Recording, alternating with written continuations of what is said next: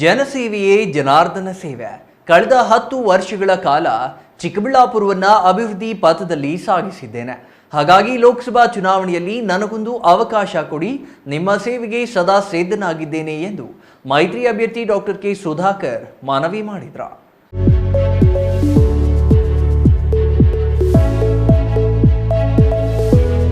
ಚಿಕ್ಕಬಳ್ಳಾಪುರ ತಾಲೂಕಿನ ತಮ್ಮ ಸ್ವಗ್ರಾಮ ಪೆರೇಸಂದ್ರದ ತಮ್ಮ ನಿವಾಸದಲ್ಲಿ ನಡೆದ ಸುದ್ದಿಗೋಷ್ಠಿಯಲ್ಲಿ ಬಿಜೆಪಿ ಮೈತ್ರಿ ಮುಖಂಡರ ಜೊತೆ ಪ್ರಣಾಳಿಕೆ ಬಿಡುಗಡೆ ಮಾಡಿ ಮಾತನಾಡಿದ ಅವರು, ಲೋಕಸಭಾ ಕ್ಷೇತ್ರಕ್ಕೆ ಆಯ್ಕೆಯಾದ ಮೇಲೆ ಏನೆಲ್ಲ ಮಾಡಬಹುದು ಎಂಬುದು ಜನರಿಗೆ ಸಂಶಯವಿರುತ್ತೆ. ಚಿಕ್ಕಬಳ್ಳಾಪುರದಲ್ಲಿ ನಡೆದ ನರೇಂದ್ರ ಮೋದಿ ಅವರ ಕಾರ್ಯಕ್ರಮಕ್ಕೆ ಜನರಿಂದ ಉತ್ತಮ ಪ್ರತಿಕ್ರಿಯೆ ಸಿಕ್ಕಿದೆ. ಅದಕ್ಕೆ ಸಹಕರಿಸಿದ ಎಲ್ಲರಿಗೂ ಧನ್ಯವಾದಗಳು ಎಂದರು. ಮುಂದಿನ 5 ವರ್ಷ ಗಮನದಲ್ಲಿ ಇಟ್ಟುಕೊಂಡು ಜನರಿಗೆ 5 ವರ್ಷಗಳಿಗೆ ಏನೆಲ್ಲ ಕೊಡಬೇಕೆಂದು ಈ ಪ್ರಣಾಳಿಕೆಯಲ್ಲಿದೆ. ನರೇಂದ್ರ ಮೋದಿ ಅವರು 3ನೇ ಬಾರಿ ಪ್ರಧಾನಿಯಾದರೆ ಅವರಲ್ಲಿ ಜನರಿಗೆ ಕೊಡುವ ಗ್ಯಾರಂಟಿ ಬಗ್ಗೆ ಮುಂದಿನ ದಿನಗಳಲ್ಲಿ ತಿಳಿಸುತ್ತೇನೆ.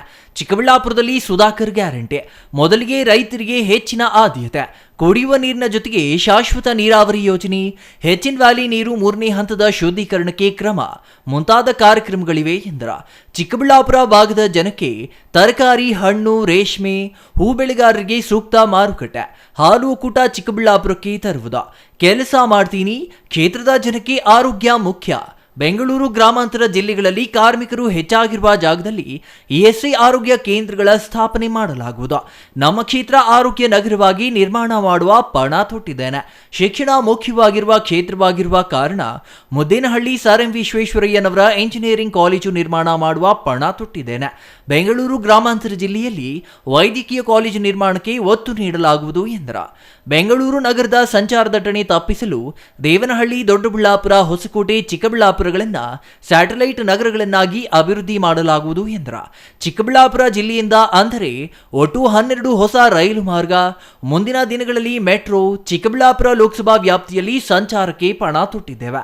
ಬಡವರಿಗೆ 50,000 ಮನೆಗಳು ಕಟ್ಟಿಕೊಡಲು ಪಣ ತೊಟ್ಟಿದ್ದೇವೆ. ಚಿಕ್ಕಬಳ್ಳಾಪುರ ವ್ಯಾಪ್ತಿಯಲ್ಲಿ ಕೈಗಾರಿಕಾ ಕೇಂದ್ರಗಳನ್ನು ನಿರ್ಮಾಣ ಮಾಡಿ ಈ ಭಾಗದ ಯುವಕರಿಗೆ ಉದ್ಯೋಗ ಸೃಷ್ಟಿ, ನಮ್ಮ ಭಾಗದ ಪ್ರವಾಸೋದ್ಯಮಕ್ಕೆ ಅನುದಾನ ತಂದು ಮತ್ತಷ್ಟು ರೀತಿಯಲ್ಲಿ ಅಭಿವೃದ್ಧಿ ಮಾಡುವ ಭರವಸೆ ಈ ಪ್ರಣಾಳಿಕೆಯಲ್ಲಿದೆ. ಕ್ರೀಡೆ ಮತ್ತು ಯುವ ಸಬಲೀಕರಣದಲ್ಲಿ ಕೇಂದ್ರದಿಂದ ಅನುದಾನ ತಂದು 2 ಜಿಲ್ಲೆಗಳಲ್ಲಿ 2 ಕ್ರೀಡಾಂಗಣಗಳ ನಿರ್ಮಾಣ, ಎತ್ತಿನಹೊಳೆ ಕೇಂದ್ರ ಸರ್ಕಾರದ ಅನುದಾನ ತಂದು ವೇಗ ಕೊಡುವುದು, ಜಲಜೀವನ್ ಮಿಷನ್ ಯೋಜನೆಯಡಿ ಪ್ರತಿ ಮನೆಗೆ ಶುದ್ಧ ಕುಡಿಯುವ ನೀರಿನ ವ್ಯವಸ್ಥೆ, ಸೌರ ವಿದ್ಯುತ್ ಪಾರ್ಕ್ ನಿರ್ಮಾಣ, ನಗರಗಳ ತ್ಯಾಜ್ಯ ವಿಲೇವಾರಿ ಮತ್ತು ನಿರ್ವಹಣೆಗೆ ಘಟಕಗಳ ಸ್ಥಾಪನೆ ಮಾಡುವ ಗುರಿ ಹೊಂದಲಾಗಿದೆ. ಚಿಕ್ಕಬಳ್ಳಾಪುರ ಲೋಕಸಭಾ ವ್ಯಾಪ್ತಿಯ ಜನರು ನನಗೊಂದು ಅವಕಾಶ ನೀಡಿ ನಿಮ್ಮ ಸೇವೆ ಮಾಡ್ತೀನಿ ಎಂದು ಹೇಳಿದ್ರು. ಇವತ್ತು ಯಾವ ರೀತಿ ಮೋದಿಯವ್ರ ಗ್ಯಾರಂಟಿ ಇದೆ, ಡಾಕ್ಟರ್ ಸುಧಾಕರ್ ಗ್ಯಾರಂಟಿನೂ ಚಿಕ್ಕಬಳ್ಳಾಪುರದವರಿಗೆ ಏನಿದೆ ಅನ್ನುವಂಥದ್ದು ನನ್ನ ಪ್ರಣಾಳಿಕೆ. ಹಾಗಾಗಿ ಒಬ್ಬ ರೈತನ ಮಗ ಆಗಿರೋದ್ರಿಂದ ಪ್ರಾರಂಭದಲ್ಲಿ ನಾನು ನನ್ನ ರೈತ ಬಂಧುಗಳಿಗೆ ಏನು ಮಾಡ್ಬೋದು, ಮುಂದಿನ 5 ವರ್ಷದಲ್ಲಿ ಏನು ಮಾಡಬೇಕಾಗಿದೆ ಅವಶ್ಯಕವಾಗಿ ಅನ್ನುವಂಥದ್ದನ್ನು ಮೊದಲನೇದಾಗಿ ಬಯಲು ಸೀಮೆ ಪ್ರದೇಶದ, ಇವತ್ತು ಚಿಕ್ಕಬಳ್ಳಾಪುರ, ಕೋಲಾರ 8 ಜಿಲ್ಲೆಗಳಿದೆ, ನಮ್ಮ ಕ್ಷೇತ್ರ ಒಂದೇ ಇಲ್ಲ.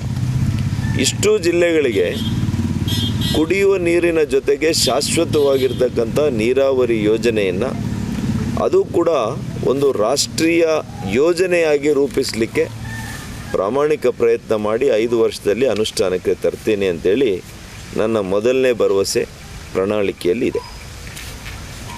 ಎರಡನೇದು, ಇವತ್ತು HN valley, KC valley, Vrishabhavathi, ಇದರಲ್ಲಿ 3ನೇ ಹಂತದ ಶುದ್ಧೀಕರಣ ಆಗಬೇಕು. ನಮ್ಮ ಭಾಗದ ಬಾಗೇಪಲ್ಲಿ ಕ್ಷೇತ್ರಕ್ಕೆ ಬರಬೇಕು, ಹೊಸಕೋಟೆಯಲ್ಲಿ ಸರಿಯಾಗಿ ಇನ್ನೂ ಸಮರ್ಪಕವಾಗಿ ಬಂದಿಲ್ಲ, ಅಲ್ಲಿ ಬರಬೇಕು, ದೇವನಹಳ್ಳಿಯಲ್ಲಿ ಇನ್ನೂ ಕೆಲವು ಕೆರೆಗಳಿಗೆ ಬರಬೇಕಾಗಿದೆ, ಅದೇ ರೀತಿ ದೊಡ್ಡಬಳ್ಳಾಪುರಕ್ಕೆ ಬರಬೇಕಾಗಿದೆ. ಈ ಯಾವ್ಯಾವ ಕ್ಷೇತ್ರಗಳಲ್ಲಿ ಇನ್ನೂ ಕೂಡ ಸಮರ್ಪಕವಾಗಿ ಸರಬರಾಜು ಆಗಿಲ್ಲ, ಆ ಸರಬರಾಜು ಮಾಡೋ ನಿಟ್ಟಿನಲ್ಲಿ ಕ್ರಮವನ್ನು ತೆಗೆದುಕೊಳ್ಳುವಂಥದ್ದು. ಮತ್ತು ಇವತ್ತು ನಮ್ಮ ಕ್ಷೇತ್ರ ವಿಶೇಷವಾಗಿ ಚಿಕ್ಕಬಳ್ಳಾಪುರ ಜಿಲ್ಲೆ, ಬೆಂಗಳೂರು ಗ್ರಾಮಾಂತರ ಹಾಗೂ ಕೋಲಾರ ಜಿಲ್ಲೆಗಳು ತೋಟಗಾರಿಕಾ ಬೆಳೆಗಳಿಗೆ ರಾಜಧಾನಿ ಅಂತ ಹೇಳ್ಬೋದು. ರೇಷ್ಮೆಗೆ ಒಂದು ರಾಜಧಾನಿ, ಹಣ್ಣುಗಳಿಗೆ ರಾಜಧಾನಿ, ಹೂ ಬೆಳೆಗಾರರಿಗೆ ಕೂಡ ಒಂದು ರಾಜಧಾನಿ. ಹಾಗಾಗಿ ಇದಕ್ಕೆ ಪೂರಕವಾಗಿ ನಾವು ಮಾರುಕಟ್ಟೆಯನ್ನು ನಿರ್ಮಾಣ ಮಾಡಬೇಕು. ಇವತ್ತು ತರಕಾರಿ ಬೆಳೆಗಳಿಗೆ ಸೂಕ್ತ ಮಾರುಕಟ್ಟೆ ನಿರ್ಮಾಣ ಆಗಬೇಕು, ವ್ಯವಸ್ಥೆ ಆಗಬೇಕು. ಹಣ್ಣು, ಹಾಲು, ರೇಷ್ಮೆ, ಹೂವು.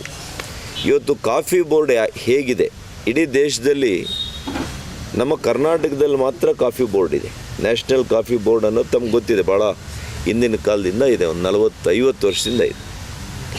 ಬ್ರಿಟಿಷರ ಕಾಲಕ್ಕೆ ಪ್ರಾರಂಭ ಮಾಡಿದ್ದದು, ಮತ್ತು ಇದು ನಮ್ಮಲ್ಲಿದೆ. ಅದೇ ರೀತಿ ನಾನು 15,000 ಎಕರೆಗಳಲ್ಲಿ ನಮ್ಮ ಭಾಗದಲ್ಲಿ ಹೂವನ್ನು ಬೆಳೀತಾ ಇದ್ದಾರೆ ಇವತ್ತು. ಅದಕ್ಕೆ ಸೂಕ್ತವಾಗಿರ್ತಕ್ಕಂಥ ಬೋರ್ಡ್ ಇಲ್ಲ, ಇನ್ಫ್ಯಾಕ್ಟ್ ಭಾರತದಲ್ಲೇ ಇಲ್ಲ. ಹಾಗಾಗಿ ನಾನು ಇದನ್ನು ವಿಚಾರ ಮಾಡಿದ್ದೀನಿ, ಇಡೀ ದೇಶದ ಹೂವಿನ ಬೋರ್ಡನ್ನು ಚಿಕ್ಕಬಳ್ಳಾಪುರದಲ್ಲಿ ಸ್ಥಾಪನೆ ಮಾಡಬೇಕು. ಇದು ಕೂಡ ನನ್ನ ಪ್ರಣಾಳಿಕೆಯಲ್ಲಿ ಒಂದು ಮುಖ್ಯ ಅಂಶ, ನನ್ನ ರೈತರಿಗೆ ನಾನು ಕೊಡುವಂಥ ಉಡುಗೊರೆ. ಇದನ್ನು ನಾನು ಮಾಡೇ ಮಾಡ್ತೀನಿ. ಸುಮಾರು 750 ಹಾಸಿಗೆ, 1000 ಹಾಸಿಗೆಗಳು ಕೂಡ ಅಷ್ಟು ಸಾಮರ್ಥ್ಯ ಇರತಕ್ಕಂಥ ಆಸ್ಪತ್ರೆಯನ್ನು ಮಾಡ್ತೀನಿ. ಇದನ್ನು ನಾನು ಬೆಂಗಳೂರು ಗ್ರಾಮಾಂತರ ಜಿಲ್ಲೆಗಳಲ್ಲಿ ಎಲ್ಲಿ ಕಾರ್ಮಿಕರು ಹೆಚ್ಚಿದ್ದಾರೆ ಅಲ್ಲಿ ESI ಆಸ್ಪತ್ರೆಯನ್ನು ಈ 5 ವರ್ಷಗಳಲ್ಲಿ ನಾನು ಸ್ಥಾಪನೆ ಮಾಡ್ತೀನಿ ಅಂತ ಒಂದು ಪ್ರಣಾಳಿಕೆಯಲ್ಲಿ ಕೊಟ್ಟಿದ್ದೆ. ಇನ್ನು ಚಿಕ್ಕಬಳ್ಳಾಪುರದಲ್ಲಿ ಬಂದಾಗ ನಂದಿ ವೈದ್ಯಕೀಯ ಕಾಲೇಜು ಮತ್ತು ಸಂಶೋಧನಾ ಕೇಂದ್ರ ಏನು ಈಗಾಗಲೇ ಸ್ಥಾಪನೆ ಮಾಡಿದ್ದೀವಿ, 750 ಹಾಸಿಗೆ ಸಾಮರ್ಥ್ಯ ಇರುವಂಥದ್ದು, 810 ಕೋಟಿ ರೂಪಾಯಿಗಳಲ್ಲಿ ಈ ಒಂದು ಯೋಜನೆ ಬಂದಿದೆ. ಇಲ್ಲಿ ಪರಿಪೂರ್ಣವಾಗಿರ್ತಕ್ಕಂಥ ಆರೋಗ್ಯ ನಗರವಾಗಿ ಇದನ್ನು ಅಭಿವೃದ್ಧಿ ಮಾಡುವಂಥದ್ದು, ಅಂದರೆ ಇಂಟಿಗ್ರೇಟೆಡ್ ಹೆಲ್ತ್ ಸಿಟಿ ಚಿಕ್ಕಬಳ್ಳಾಪುರದಲ್ಲಿ ಆಗಬೇಕು. ಈಗ ಎಲ್ಲಿ ನಾನು 60 ಎಕರೆ 70 ಎಕರೆ ಕೊಟ್ಟಿದ್ವಿ ನಮ್ಮ ಸರ್ಕಾರದಲ್ಲಿ, ಇನ್ನೂ ಕೂಡ ಅಲ್ಲಿ ಒಂದು 25-30 ಎಕರೆ ಇದೆ, ಕ್ಲೋಸ್ ಟು 100 ಎಕರೆ. ಅದಕ್ಕೋಸ್ಕರನೇ NH7 ನಾವು ಮಾಡಿದ್ವಿ. ಇಷ್ಟು ದೊಡ್ಡ ಪ್ರದೇಶ ನಮ್ಮ ಇಡೀ ಚಿಕ್ಕಬಳ್ಳಾಪುರ ತಾಲೂಕಿನಲ್ಲಿ ಇರಲಿಲ್ಲ. ಅದಕ್ಕೋಸ್ಕರನೇ ಇಲ್ಲಿ ರಾಷ್ಟ್ರೀಯ ಹೆದ್ದಾರಿಯಲ್ಲಿ ಇಡೀ ಜಿಲ್ಲೆಯ ಜನರಿಗೆ ಅನುಕೂಲ ಆಗಲಿ ಅಂತ ನಾನು ಮಾಡಿದ್ದೆ.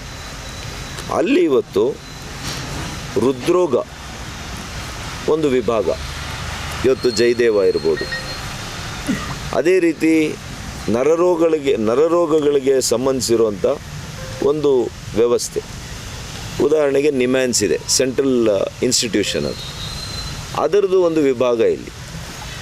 ಮತ್ತು ಸಿಮಿಲರ್ಲಿ ಇವತ್ತು ನಮ್ಮ ಕಿಡ್ನಿ ಆ್ಯಂಡ್ ಅದರ್ ಇಶ್ಯೂಸ್ಗೆ ಅದಕ್ಕೆ ಕೂಡ ನಾವು ಇವತ್ತು ಯಾವುದು ನಮ್ಮ ನೆಫ್ರೋಯುರಾಲಜಿ ಇನ್ಸ್ಟಿಟ್ಯೂಷನ್ ಇದೆಯಲ್ಲ, ಅದರ ವಿಭಾಗವನ್ನು ಇಲ್ಲಿ ಸ್ಥಾಪನೆ ಮಾಡೋದು, ಒಂದೊಂದು ಆಸ್ಪತ್ರೆ ಅದಕ್ಕೇ.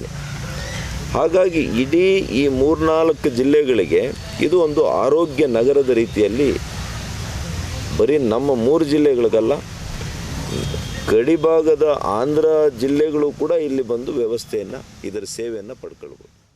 ಇನ್ನು ಸುದ್ದಿಗೋಷ್ಠಿಯಲ್ಲಿ ಬಿಜೆಪಿ ಮುಖಂಡರಾದ C Muniraju, KV Nagaraju, Naveen Kiran, Ramalingappa Konappareddy, JDS ಮುಖಂಡರಾದ ಮುಕ್ತಾ ಮುನಿಯಪ್ಪ, ನರಸಿಂಹಮೂರ್ತಿ, ಮಿಥುನ್ ರೆಡ್ಡಿ, ಆನಂದಬಾಬು ಸೇರಿದಂತೆ ಇನ್ನೂ ಹಲವರು ಹಾಜರಿದ್ದರು.